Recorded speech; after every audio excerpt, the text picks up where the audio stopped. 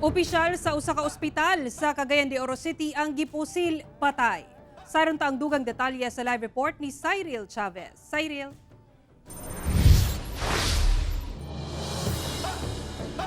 Yasara Medical Director sa usa ka pribadong ospital dinhi sa Cagayan de Oro City ang patay.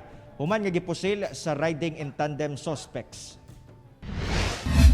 Banda alas 10 kaganihang buntag, nabulabog ang mga residente sa 12 Corner 29th Street sa Barangay Nazareth, Cagayan de Oro City. Human makadungog og sunod-sunod nga buto sa pistola. Patay ang biktima nga si Dr. Raul Winston Andutan, 50 anyos, taga Makasandig ug medical director sa usa ka pribadong ospital sa syudad. Paspas nga nakaresponde ang kapulisan ug miabot usab ang asawa sa biktima sa crime scene.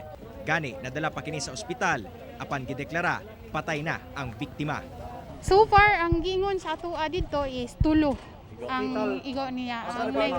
Ang nakita na mo kaganina is diri siyang liog, no? O ang the rest na dayon, wala na mi ka follow up pa.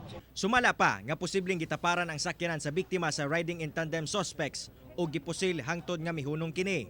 Apan, gitiwasan pa kini pagpusil sa mga suspect. Kining motorela driver nga si JR, dili niya tinuod nga pangalan, nga duol sa panghitabo ang nakaambak sa iyang rela sa Kalisang. Gapiti-piti man ni akong rila. Nikalit kog tuyad paglingin ako kay katong basiyo diha, ni banda to diha sa akong rila. Ang lukso na dayon ko dito, naghapa na dayon ko, wa nagig ko mulihok. O motong wala ko'y nakita.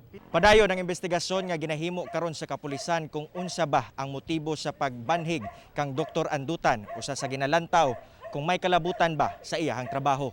Anaa sa unom ka basiyo sa .45 caliber pistol ang na-recover sa Soko gikan sa crime scene. Gisuta sab nila ang sakyanan sa doktor kung asa ang igo niini. Atol usab sa insidente, adunay nadamay nga motorista diyang nabanggaan kini sa sakyanan sa biktima. Nanawagan mi kung kinsa mga nitong nakakita sa panghitabo, palihog lang adto mo dito sa Police Station 9 para matabangan nato ang pamilya no na matagaan og justice ang kamatayon sa atong medical director.